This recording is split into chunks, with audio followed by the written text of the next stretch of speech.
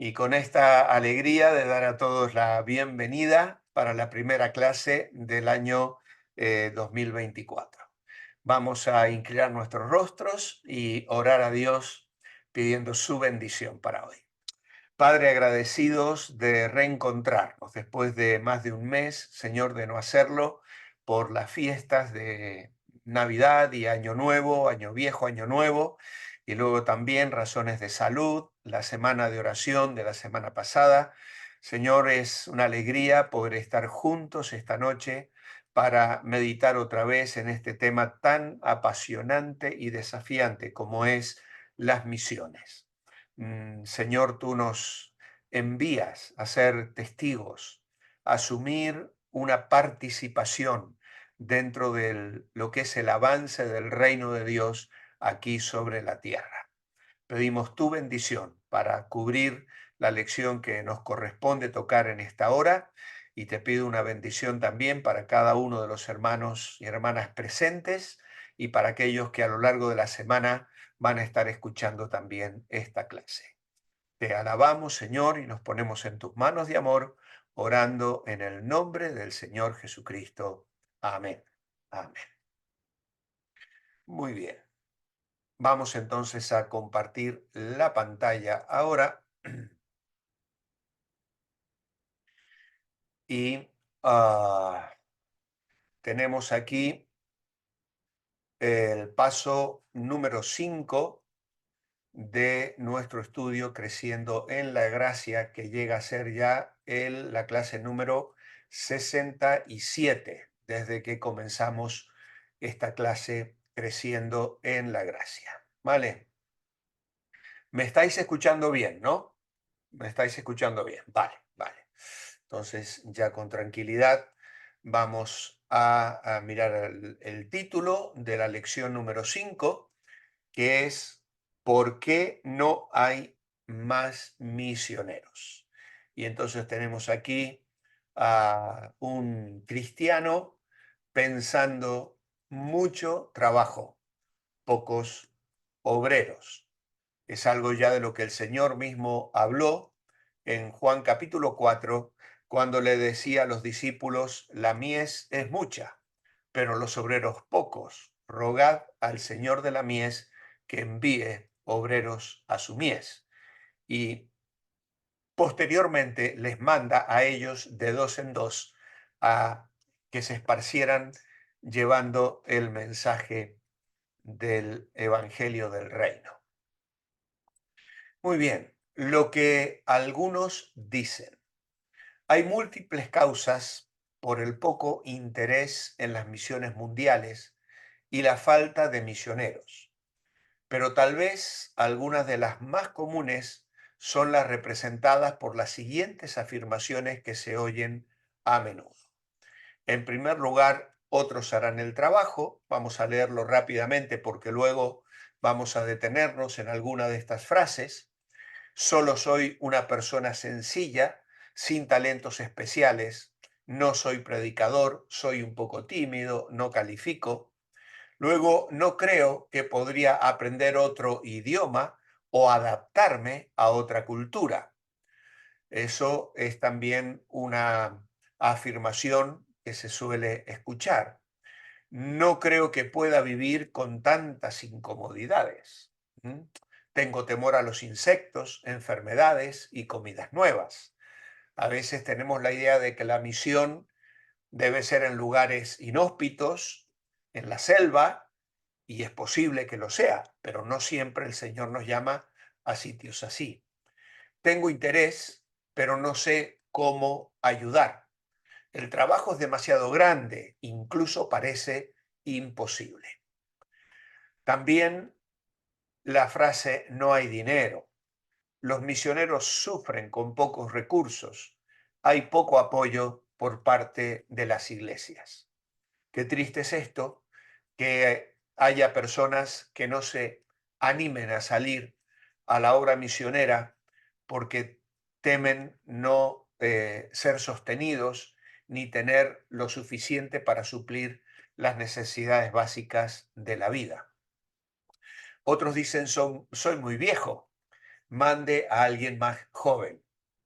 También tenemos demasiado trabajo en nuestra comunidad para estar mandando a nuestra gente y también nuestros recursos a otros lugares. Con todas las necesidades que tenemos aquí, ¿cómo vamos a ofrendar y sacrificar lo poco que tenemos? ¿Mm? Luego los pueblos no alcanzados, como los musulmanes, son muy duros. Muchos no permiten la predicación del Evangelio. Y sí, actualmente casi cada miércoles hacemos mención de la iglesia perseguida y hay gente que está dando la vida realmente en, eh, en países musulmanes donde realmente sus vidas corren serio peligro. Yemen, por ejemplo, es uno de los países donde están matando a los cristianos yemeníes, es decir, los propios cristianos, pero obviamente con mucha más razón a los que son misioneros y que vienen de otras naciones para intentar predicar el Evangelio allí. Me gustaría apoyar a un misionero, pero hay que dar todas mis ofrendas a mi iglesia. No hay para misiones. Como vemos, todas estas excusas tienen su razón de ser. ¿Eh?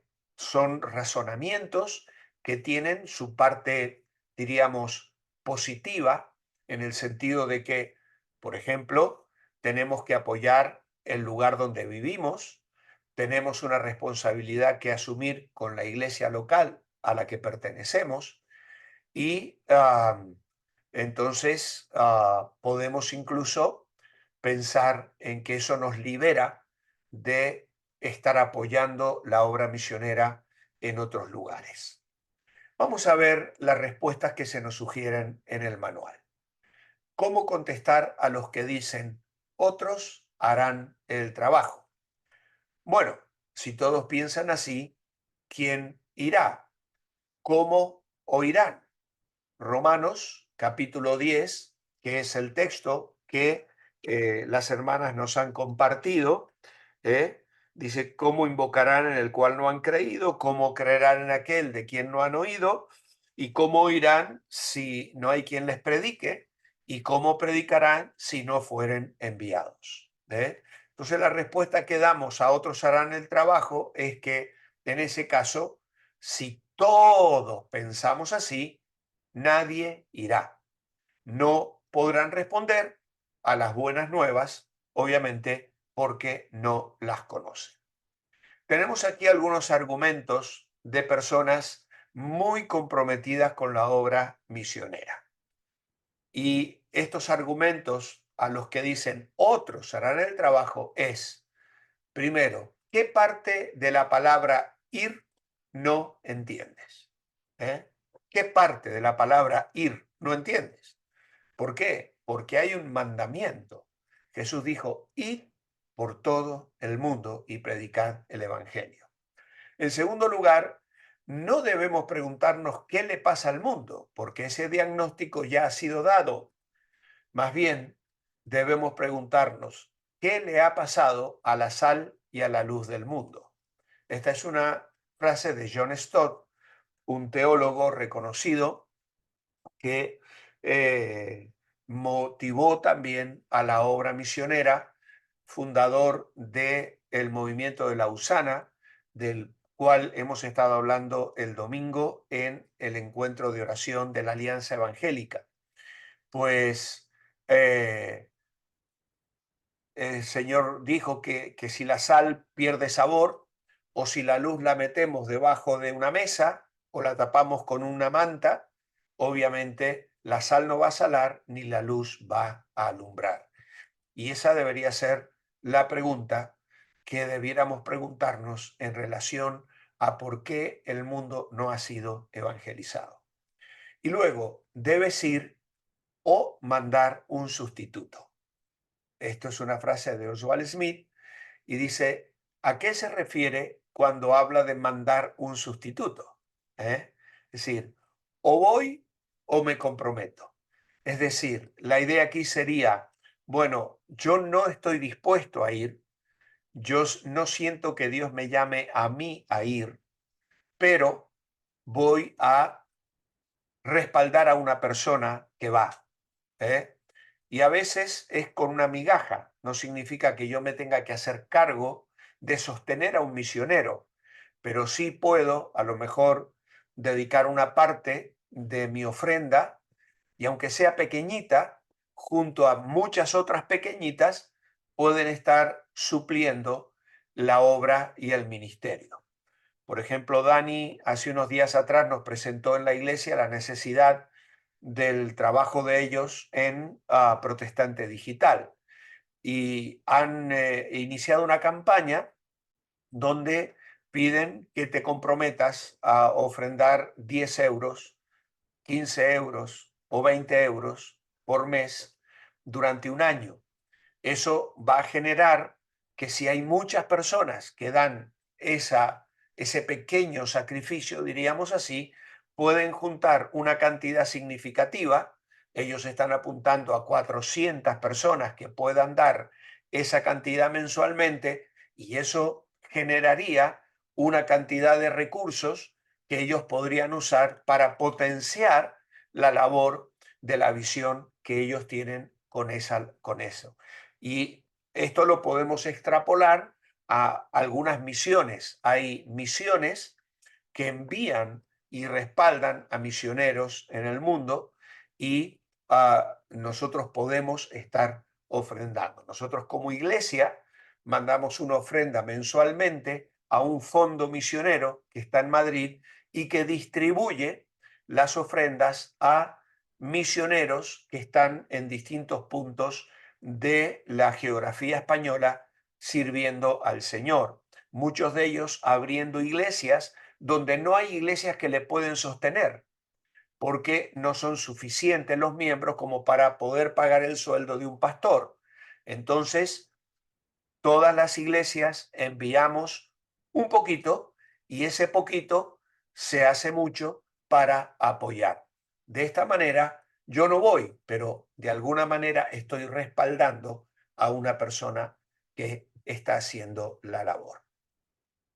Luego tenemos una segunda excusa.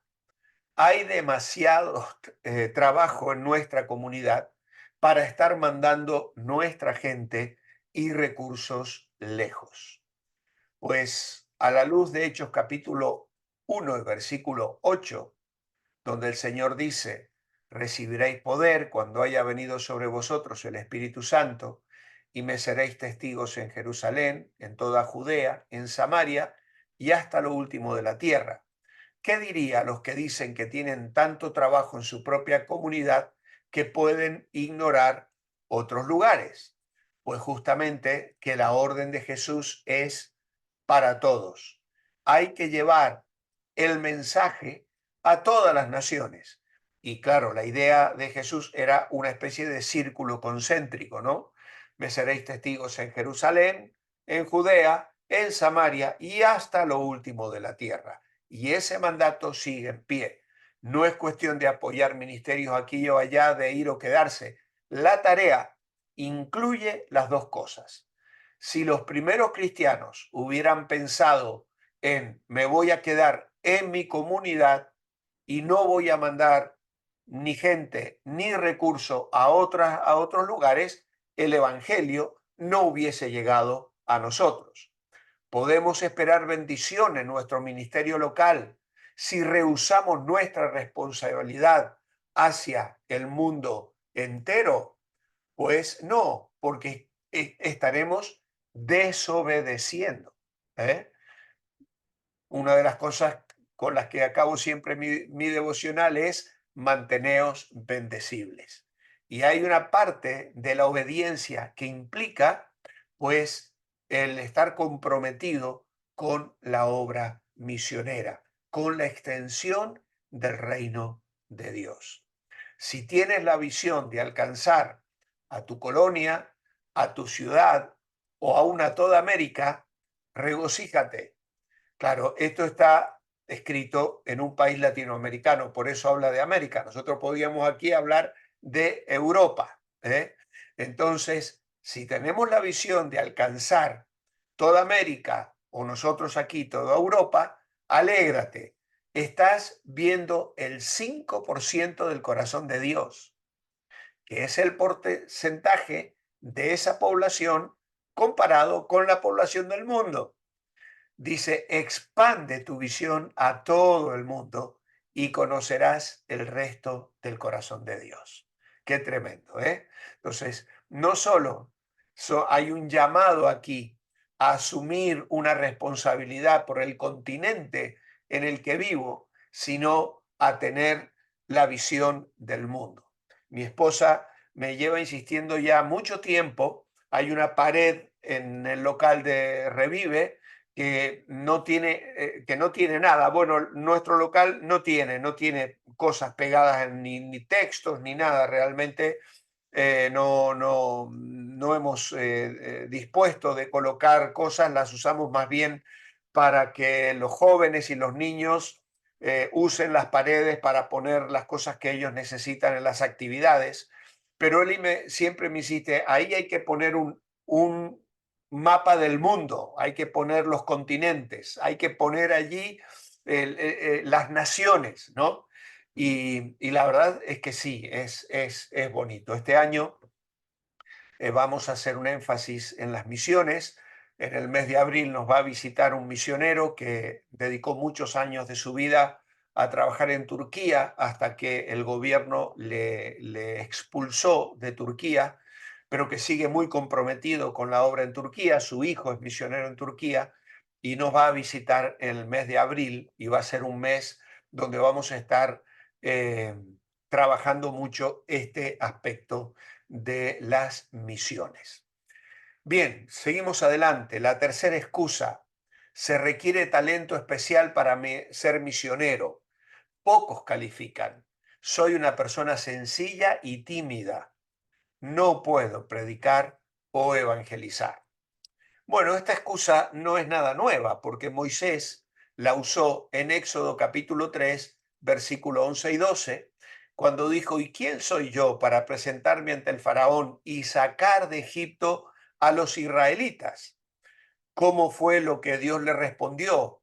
Yo estaré contigo. ¿Eh? Que estaría con él para respaldarle. ¿Vale? Esa fue la preciosa respuesta y la realidad de las promesas que el Señor nos deja también a nosotros en el Nuevo Testamento. No te dejaré ni te desampararé. Yo estaré contigo. Ve. Ahora es muy interesante, yo no lo voy a hacer hoy porque tengo aquí ah, todo un apunte sobre este tema, pero Moisés no estuvo de acuerdo con el plan de Dios de inmediato de enviarlo. ¿Por qué? Porque él se veía a sí mismo como un fracaso. Además, tenía familia, se veía ya quizá entrado en edad, tenía 80 años, tal vez otros argumentos pasaron por su mente, y hay por lo menos cuatro cosas que Moisés le dice a Dios, y cuando dice la cuarta, Dios se enfada con Moisés. Si leéis todo el capítulo 3 y parte del capítulo 4, vais a ver cómo hay este diálogo entre Dios y Moisés y los argumentos de Moisés. Primero en el verso 11 le dice, ¿quién soy yo? Luego en el verso 13 dice, ¿quién me envía? Es decir, yo me presento a los ancianos, a los judíos y les digo, ¿quién me ha enviado? Y ahí es cuando Dios le dice, yo soy el que soy. Yo fui, yo soy y siempre seré. El yo soy, que luego el Señor repetiría 7 veces en el Evangelio de Juan. Yo soy la puerta, yo soy la luz, yo soy el buen pastor, yo soy la resurrección y la vida, yo soy el camino, la verdad y la vida, yo soy la vid verdadera. 7 veces el Señor dirá, yo soy. Y finalmente lo dirá en el huerto de Getsemaní, cuando los que le vienen a apresar caen de espaldas cuando él les dice yo soy. Así que es un nombre importante. ¿Quién me envía? Pregunta Moisés. Luego le argumenta en el capítulo 4, no me creerán, no me creerán. Y entonces Dios le hace usar su mano y su vara. La vara que se convierte en serpiente y la mano que se vuelve leprosa. Eran señales muy poderosas que él podía usar para que tanto los propios judíos como el mismo faraón le creyeran. Y finalmente, la que enfada a Dios está en el capítulo 4 y el verso 10, cuando Moisés dice, no puedo ir, no sirvo para nada, soy inepto, no soy un hombre de lengua fácil, no tengo palabra. Y entonces Dios le dice, bueno, mira, te voy a mandar contigo a Aarón, que al final realmente Aarón terminó siendo más un obstáculo que una ayuda. ¿Eh? Sin embargo, en la gracia de Dios, Moisés llevó adelante, incluso el propio Aarón cumplió un rol fundamental. Así que, ¿qué dijo Pablo en 2 Corintios 4:7 referente a nuestras limitaciones? Bueno, allí dice que tenemos este tesoro en vasos de barro para que la excelencia del poder sea de Dios y no de nosotros. ¿Mm? Por lo tanto, somos débiles, sin duda, pero el poder es de Dios. Y este mensaje invalorable de salvación en Cristo ha sido confiado por Dios a hombres frágiles, falibles, que Pablo describe como vasos de barro. Y el enfoque de Pablo no era en un envase perecedero, sino en el contenido valioso del envase, el poder de Dios obrando en nosotros. Aún siendo débiles, Dios nos usa para difundir las buenas nuevas y nos da poder para cumplir con la obra. Si sabemos que el poder es suyo, no nuestro, entonces vamos a evitar caer o dejar que el orgullo se apodere de nosotros. Y esto nos obliga a mantener un contacto diario con Dios, que es nuestra fuente de poder. El Señor lo diría en Juan 15, separados de mí, nada podéis hacer. Por lo tanto, medite lo siguiente. Dios usa hombres y mujeres que son lo suficientemente débiles y frágiles como para apoyarse en Él. Y esta es una frase del misionero quizá que dejó una de las huellas más grandes en la historia de la iglesia, Hudson Taylor, misionero a la China. ¿Qué talentos especiales se requiere para ser misionero? Pues ninguno, porque la persona más sencilla puede ser un misionero. ¿Eh? Eh, Dios puede usar cualquier persona. Lo que se requiere no es talento, sino temor a Dios, sumisión, fe y amor para la gente. Además, no todos los misioneros pasan sus días predicando. Hay otras oportunidades como la construcción, la medicina, la enseñanza, la administración. Y aquí se nos sugiere meditar en estas frases. Dios no llama a los calificados, califica a los llamados. Una frase hermosa de Tozer, un maestro que dejó muchos escritos, muchos libros y muchas predicaciones.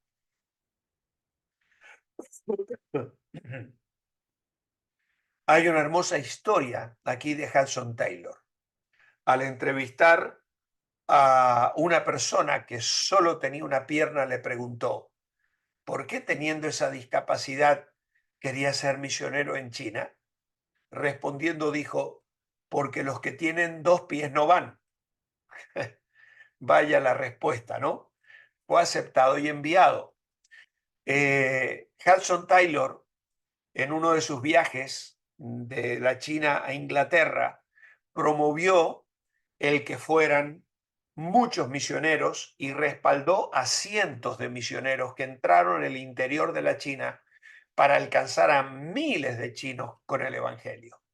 En otra ocasión, él también tuvo que entrevistar a un joven que era cojo. A este le faltaba una pierna, el otro era cojo.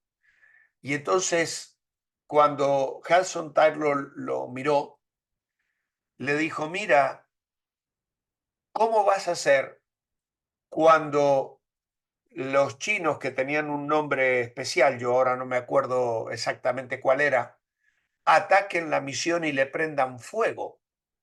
¿Cómo vas a hacer para escapar?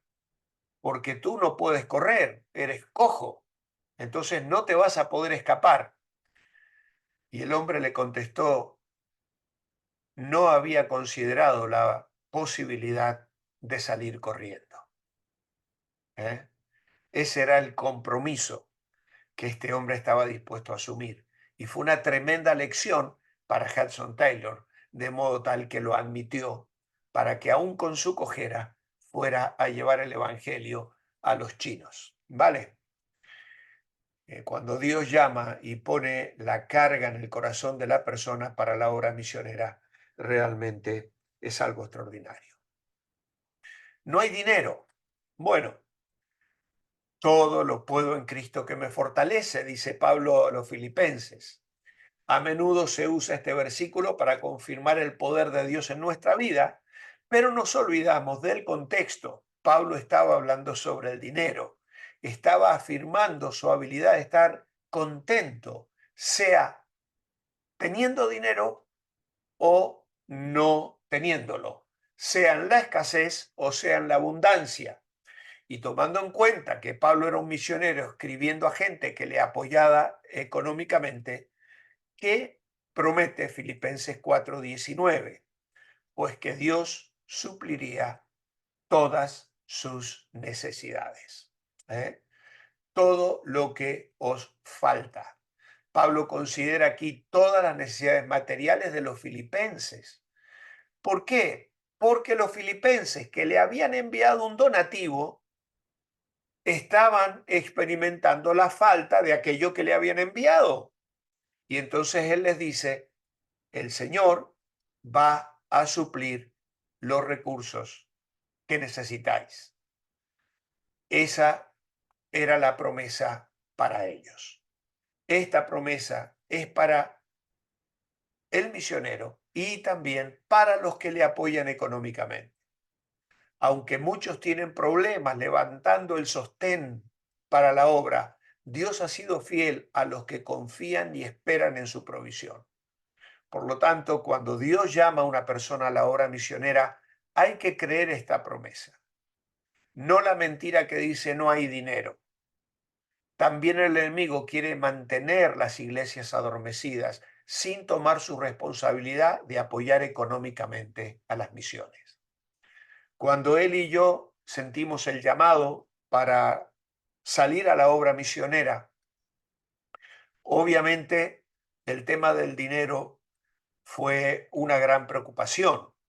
Habíamos estado varios meses intentando conseguir un trabajo de media jornada que me permitiera mantener mi familia y dedicar la otra parte del tiempo a servir al Señor.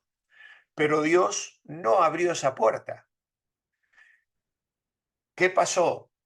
Que el Señor nos llamó de una manera muy contundente en un mes de agosto, después de una conferencia misionera a la que fuimos con el corazón cerrado, yo especialmente.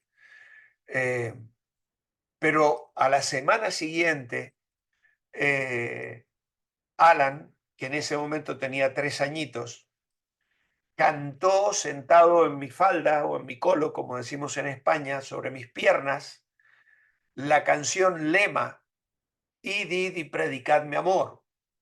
Y es un himno precioso que habla de la obra misionera, y eso usó el Señor para quebrantar mi corazón y decir, bueno, vale, Señor, voy a salir a la obra misionera. También fue lo que el Señor usó para quebrantar el corazón de Eli, que estaba sentada a mi lado escuchando al niño en aquella reunión cantar a toda pastilla aquel himno misionero, de llamado misionero, ¿no?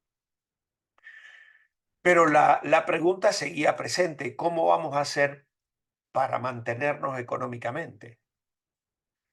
Pues en los siguientes meses, mientras yo todavía trabajaba, hubo un mes donde, debido a las invitaciones que tuve para predicar en distintas iglesias, recibí más dinero que el sueldo que yo ganaba en la empresa donde trabajaba. Y para mí fue como si el Señor me dijese: ves, Walter, yo te puedo sostener económicamente, yo te puedo sostener. Y uno de esos días, recuerdo que tuve que pedir permiso en el trabajo y me fui al dentista porque tenía que hacerme arreglar una muela que me tenía a mal traer. Y me llevé la Biblia y me senté en la salita de espera. Y mientras leía la Biblia, llegué al capítulo 50 de Génesis. Y el texto donde los hermanos vienen a José y le dicen que, que su padre, antes de morir, le había dicho que perdonara a sus hermanos, etcétera. Y es el texto de Génesis 50:21, donde José le dice a los hermanos: ahora pues no tengáis miedo, yo os sustentaré a vosotros y a vuestros hijos. Así los consoló y les habló al corazón. Pues ese versículo saltó de la Biblia. Y cuando llegué a casa esa noche le dije a él: mira el versículo que me ha dado el Señor esta tarde. No tengáis miedo, yo sustentaré a vosotros y a vuestros hijos. Y ese versículo nos ha sostenido a lo largo de todos estos años en la obra pastoral, en la obra misionera, en los 10 años que estuvimos en Argentina, y luego al venir aquí en España hemos visto al Señor siempre sosteniéndonos. No vinimos a España a ganar dinero, no vinimos aquí por mejorar económicamente, vinimos a servir al Señor porque Él nos llamó a servirle aquí. Y en su fidelidad el Señor siempre suplió conforme a este versículo, sustentándonos a nosotros y a nuestros hijos y consolando nuestros corazones. Ese es el Dios que llama y es el Dios que sostiene, y en nuestro caso, en su gracia y misericordia, lo sigue haciendo hasta el día de hoy. Tenemos aquí algunas frases. Medite y comente sobre lo siguiente: la voluntad de Dios nunca te llevará a donde su gracia no te pueda sostener. La obra de Dios hecha a su manera nunca tendrá falta de sus recursos. La gente dice: Señor, aumenta nuestra fe, pero no es una gran fe lo que necesitas, sino fe en un gran Dios. El Señor proveerá. Velemos de modo que nuestros ojos se mantengan en Dios. Y acabamos con estas últimas dos excusas. Solo debemos dar a nuestra iglesia. Bueno, Pablo de esto opinaba a los filipenses en el versículo capítulo 4. Él les agradece la ofrenda que él había recibido y les dice que era algo agradable a Dios y que Dios les habría de bendecir. Y hay aquí mucho para comentar. Yo ya mi garganta está llegando a su límite, así que no voy a agregar mucho, pero podéis luego leer este texto y ver cómo la iglesia de Filipos mantuvo una responsabilidad, enviando sacrificialmente al misionero, en este caso al apóstol Pablo, y cómo esto Pablo consideraba que era algo agradable a Dios, un sacrificio acepto, y lo describe en el verso 18 de una manera muy hermosa: olor fragante, sacrificio acepto, agradable a Dios. y entonces Dios suplirá lo que os falta. Y finalmente, la última es, soy muy mayor para ir. ¿eh? Y entonces, una de las misioneras más efectivas que el autor de este libro, de este manual, conoce, salió para África después de los 50 años. Otra salió después de los 70 y ambas, dice, siguen dando mucho fruto. Así que como veis, hay muchas cosas en la obra misionera y podemos gozarnos en ser parte de la obra. Aunque no me toque ir, puedo apoyar, puedo orar, puedo ofrendar y sustentar a otros que van y de esta forma ser parte de la obra misionera. Bueno, aquí se nos deja una tarea para investigar cuáles son las creencias principales de las religiones, el Islam, el hinduismo, el budismo. Investigue y prepare un resumen en una hoja aparte. Bueno, si os animáis, si tenéis tiempo, eh, es una buena tarea para hacer, incómoda, ingrata, porque no siempre nos gusta estudiar los conceptos erróneos de, de otras culturas, pero a veces es interesante conocer un poco para contrastar lo precioso que es el Evangelio y abrazarlo y amarlo aún más, porque el Islam, el hinduismo y el budismo realmente contienen tantas cosas tan tristes, tan opacas, tan amargas, y lamentablemente miles y miles de personas están enceguecidas por esas mentiras y esas falsedades.